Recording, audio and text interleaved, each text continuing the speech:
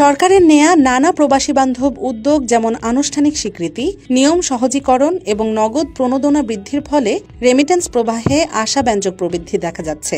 সদ্য সমাপ্ত 2024-25 অর্থ বছরে প্রবাসীদের পাঠানো রেমিটেন্সের পরিমাণ 30,032 কোটি মার্কিন ডলার, যা দেশের ইতিহাসে সর্বোচ্চ।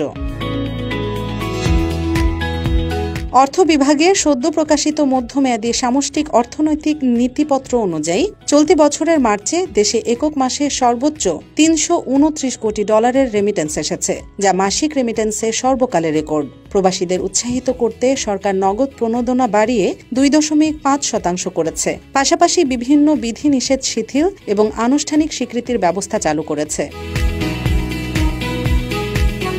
2024 সালের নভেম্বরে প্রবাসীদের যাত্রা আরও সম্মানজনক ও আরামদায়ক করতে হজরত শাহজালাল আন্তর্জাতিক বিমানবন্দরে চালু করা হয় প্রবাসী লাউঞ্জ, যেখানে রয়েছে ভর্তুকিযুক্ত খাবার, আরামদায়ক বসার জায়গা, নামাজের ব্যবস্থা এবং শিশু পরিচর্যা কক্ষ।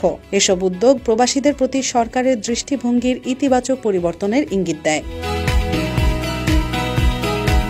নীতিপত্রে আরও বলা হয়েছে, ক্রুলিং পেগ এক্সচেঞ্জ রেট চালুর ফলে বৈধ ও অবৈধ চ্যানেলের মধ্যকার বিনিময়ের হারের পার্থক্য কমে আসায় প্রবাসীরা বৈধ চ্যানেলেই অর্থ পাঠাতে আগ্রহী হচ্ছেন।